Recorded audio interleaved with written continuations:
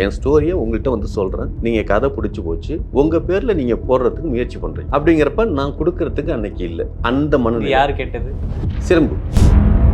ஒரு டிஸ்கஷன் ஒன்று உட்காருவோம். அப்போ இப்படி பண்ணிக்கலாமே, அப்படி பண்ணிக்கலாமேன்னு அதில் சில மாற்றங்கள் இருக்குது அப்படிங்கிறதுனால அதுக்கு அவங்க சொந்தக்காரங்களா ஆயிட்டாங்க. அன்னைக்கு இருக்கிற மனநிலை எனக்கு அதை விட்டு கொடுக்கறதுக்கு மனசு இல்லை. ஒரு கிரியேட்டராக பார்த்துட்டு விட்டுறணும். அந்த கிரியேஷனை நம்ம வாங்கணும்னு நினைக்கக்கூடாது. இப்போ நான் அவர்கிட்ட போய் உதவி கேட்குறேன், உதவி செய்கிறாரு. உதவி செஞ்சதுக்கு அப்புறம் அந்த டயலாக்கை நீங்கள் கொஞ்சம் எனக்கு எழுதி கொடுத்துருங்க. வல்லவன் ஒன்று பண்ணீங்க, புரியுதுங்களா? வல்லவன் யார் படம்? அவரே டைரக்ஷன், அவரே கதை, திரைக்கதை, வசனம், டைரக்ஷன் எல்லாமே அவர் தான். ஏன் அடுத்தாப்புல நல்லா தானே பண்ணியிருப்பீங்க, படம் ஹிட்டு தானே, ஏன் அடுத்தாப்புல ஒரு படம் பண்ணாமல் இருக்கீங்க? உங்களுக்கு டைரக்ஷன் தெரியாதா? கெட்டவனை பற்றி பெரும்பாலும் யாருக்கும் எதுவும் தெரியாது. சொல்லுங்க, கேட்கலாம். ஓகே, அதாவது திரைக்குறள் நேயர்களுக்கு வணக்கம். இவரை பற்றி பெருசாக அறிமுகம் தேவையில்லை. சில சமூக ஊடகங்களில் நம்மளே பார்த்துருப்போம், பெரிய ட்ரோல் மெட்டீரியல் அதெல்லாம் பார்த்துருப்போம். பட் அதை தாண்டி இவருக்கு இன்னொரு முகம் இருக்குது. இயக்குனராக பல வருடங்களுக்கு முன்பு சிம்புவை வைத்து கெட்டவன் அப்படின்ற ஒரு படத்தை இயக்கி, இடையில அது ஏன் நின்றுச்சு, ஏன் அந்த படம் வெளியே வரல அப்படின்றத பற்றி அவர்கிட்ட கேட்டு தெரிஞ்சுக்கலாம். சார் வணக்கம். சார் வணக்கம். எப்படி சார் இருக்கீங்க? அதான் தெரியல. சரி சார், சிம்புவை வச்சு ஆரம்பத்தில் படம் பண்ணீங்க கெட்டவன் சொல்லிட்டு, அதில் வந்து பாட்டெல்லாம் ரிலீஸ் ஆச்சு. ஏன் இடையில நின்னதுக்கான காரணம் என்ன சார்? இல்லை, அதாவது யார் மேலேயும் இதில் குறை சொல்கிறதுக்கு இல்லை. ஆமாம், இவங்க தப்பு அவங்க தப்புன்னு சொல்கிறதுக்கு இல்லை. அது சில சூழ்நிலைகள், அந்த நேரத்தில் அவங்கவுங்க மைண்ட் செட்டப்ஸ். ஆமாம், ஒரு நேரத்தில் வந்து சொன்ன பட்ஜெட்டோட அதிகமாக போன காரணங்கள். ஆமாம், அப்புறம் தவறுகள் வந்து ஒருத்தர் மேலேன்னு குறிப்பிட்டு சொல்ல முடியாது. ஆமாம். ஓகே சார், அது பாட்டெல்லாம் ரிலீஸ் பண்ணிட்டீங்க. அப்போ அவ்வளோ ஹார்ட் ஒர்க் பண்ணி கெட்டவன் அப்படின்ற ஒரு டைட்டில்லாம் வச்சு ஹீரோ ஹீரோயின்லாம் செலக்ட் பண்ண பிறகு அந்த படம் பாதியிலே நின்றுச்சு. அதனுடைய இழப்பு எப்படி சார் உங்களுக்கு இருக்குது இப்போது? அது வந்து அந்த நாட்கள் வந்து ரொம்ப கொடுமையான நாட்களாக இருந்தது அந்த காலகட்டங்களில்.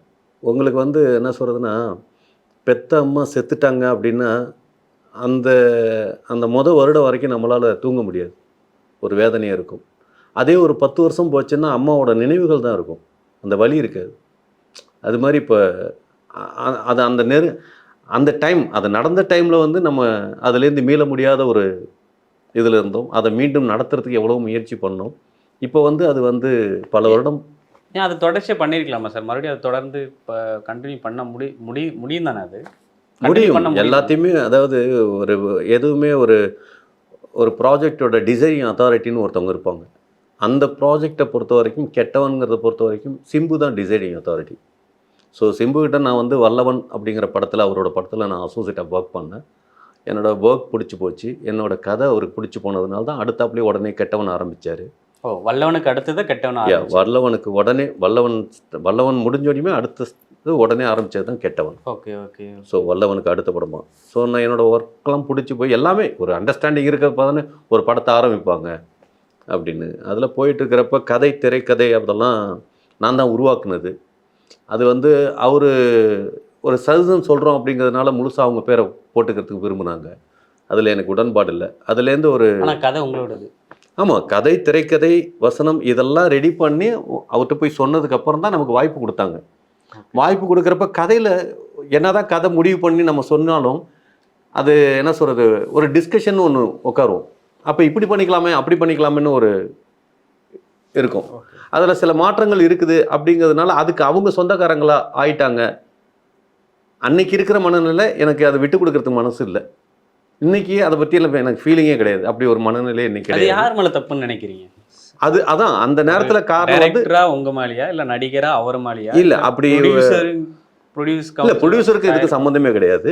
ஆக்சுவலாக அந்த நேரத்தில் அந்த தவறுக்கு காரணம் அப்படின்னா வந்து முழுக்க வந்து ஒரு கிரியேட்டராக பார்த்துட்டு விட்டுறணும். அந்த கிரியேஷனை நம்ம வாங்கணும்னு நினைக்கக்கூடாது, புரியுதுங்களா? Okay okay. அப்போ என்னோட இங்கே வந்து என்ன சொல்கிறது, கற்பனை திருட்டு அப்படிங்கிறத இதை சொல்லுவாங்க. அப்போ கற்பனை திருட்டாக நீங்கள் திருடுறீங்களா, இல்லை விலை கொடுத்து வாங்குறீங்களா, இவ்வளோ விஷயங்கள்லாம் இருக்குது பின்னால், புரியுதுங்களா? Okay okay. ஸோ நான் வந்து டைரக்ஷன் அப்படிங்கிறதா ஒரு கற்பனை திருட்டுன்னு இருக்கேன். ஆக்சுவலி உங்கள் ஸ்டோரியை யாராச்சும் வேறு யாராவது பண்ணுற மாதிரி அந்த இல்லை, அதை தான் சொல்கிறேனே.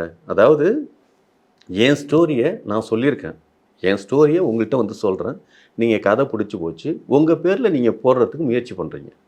அப்படிங்கிறப்ப நான் கொடுக்கறதுக்கு அன்னைக்கு இல்லை. அந்த இது மனநிலை. யார் கேட்டது? சிம்பு. சிம்பு கேட்டார். ஆமாம், சிம்பு கேட்டு நான் கொடுக்க முடியாதுன்னு அவர் சொன்னேன். டைரக்ஷன் பண்ணி அவர் நான் இல்லை இல்லை இல்லை, டைரக்டர் நான். டைரக்டர் நீங்க.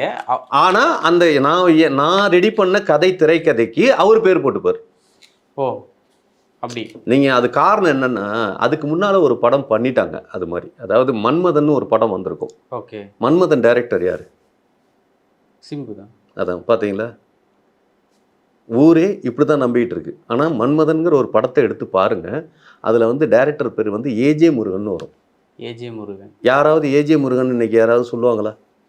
ஏன்னா அந்த டைரக்டர் கார்டு மன்மதன் திரைக்கதை வசனம் அப்படிங்கிறது வரைக்கும் சிலம்பரசன் பேர் வரும். ஓகே. நல்லா பெருசாக லாங் ஸ்டாண்டிங் நிற்கும். ஓகே.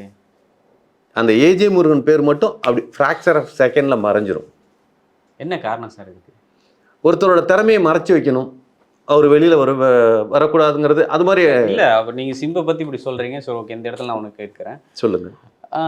சிம்பு வந்து அவர் ஆல்ரெடி ஃபேமஸானவர் தான். அந்த மன்மதனாக இருக்கட்டும், வல்லவனாக இருக்கட்டும், அதுலேயும் அவர் ஒரு ஃபேஸ் உள்ளவர் தான். அவருக்கு ஒரு ஒரு ப்ரொஃபைல் இருக்குது. ஸோ அப்படி இருந்து ஏன் அதுக்கு ஆசைப்பட்டான்னு நினைக்கிறீங்க? தெரியலையே. ஒரு விஷயம் நான் என்ன கேட்குறேன்னா, நீங்கள் மன்மதன் உங்கள் கதை ரைட்டு சரிங்களா, ஏன் உங்கள் கதையை நீங்கள் டைரக்ட் பண்ணாமல் யாரோ ஒரு பெரிய டைரக்டர் கொடுக்கலாம்ல? அது ஏன் புதுசாக வர ஒரு புது டைரக்டர் கொடுக்குறீங்க? வாய்ப்பு கொடுக்குறாருல்ல சார். வாய்ப்பு யாருக்கு கொடுக்குறீங்க? ஒரு புது டைரக்டருக்கு உங்கள் கதையை எடுத்துக்கிட்டு கொண்டு போய் நீங்கள் ஒரு புது டைரக்டருக்கு கொடுத்து அவன் நல்லா டைரக்ட் பண்ணிடுவானா? ஒரு புது டைரக்டருக்கு புரியலைங்களா? தெரியல. புரியுது. சரி ரைட்டு. அடுத்தாப்புல நீங்களே உங்களோட புது டைரக்டரை உருவாக்குறதுக்கு ஒரு வாய்ப்பு இருக்குல்ல? சரி, அவர் சரி உருவாக்குனவர் இவர் புது டைரக்டர், இவர் தான் இந்த படத்தை பண்ணாரு அப்படின்னு எங்கேயாவது ஒரு இடத்துல ஒரு இன்டர்வியூவில் சொல்லியிருக்கீங்களா அந்த ஏஜே முருகன் பேரை?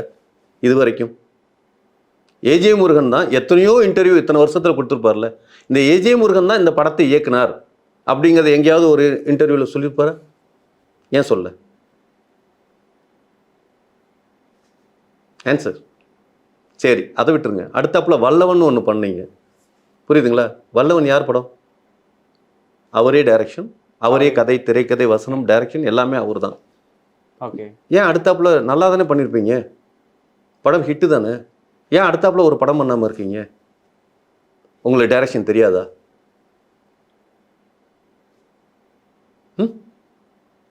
இல்லை, நான் அடுத்து நான் டைரக்ஷனை விட்டு கூட நான் நடிப்பில் இது பண்ணியிருக்கலாம்ல சார். அவருக்கு கான்சன்ட்ரேஷன் பண்ணியிருக்கலாம்ல. ஓ, நடிப்பில்.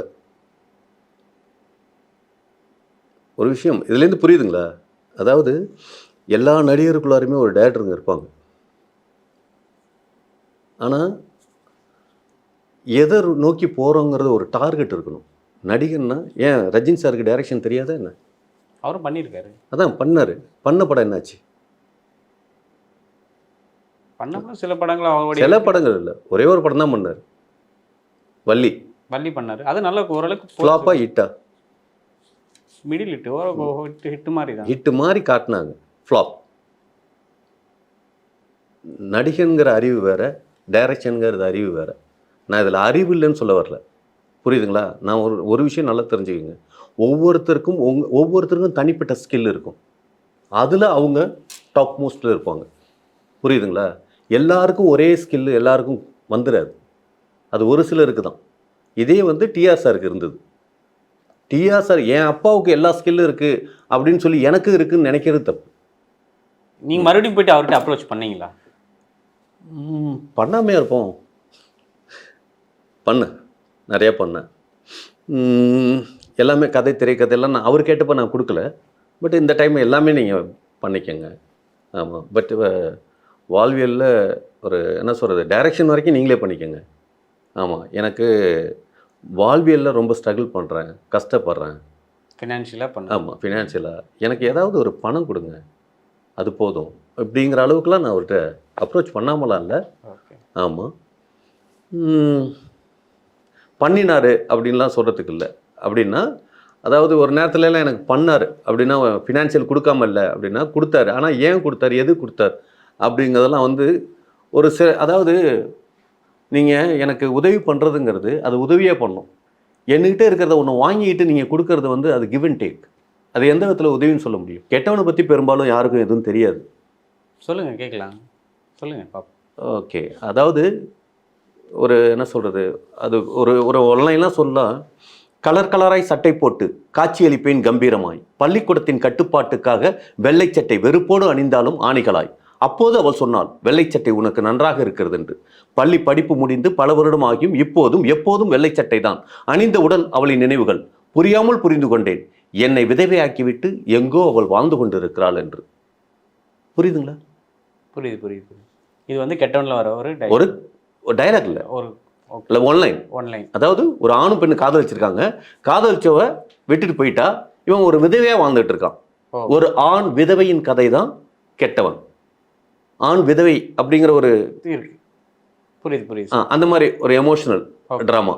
இந்த படத்துக்குள்ளார ஒரு ஹிஸ்டாரிக்கல் பேட்டர்னான ஒரு சோர்ஸ் ஆஃப் இது இருக்கும். ஓகே. அதில் வந்து என்னென்னா, இப்போ நான் அவர்கிட்ட போய் உதவி கேட்குறேன், உதவி செய்கிறாரு. ஆமாம், உதவி செஞ்சதுக்கப்புறம் அந்த டயலாக்கை நீங்கள் கொஞ்சம் எனக்கு எழுதி கொடுத்துருங்க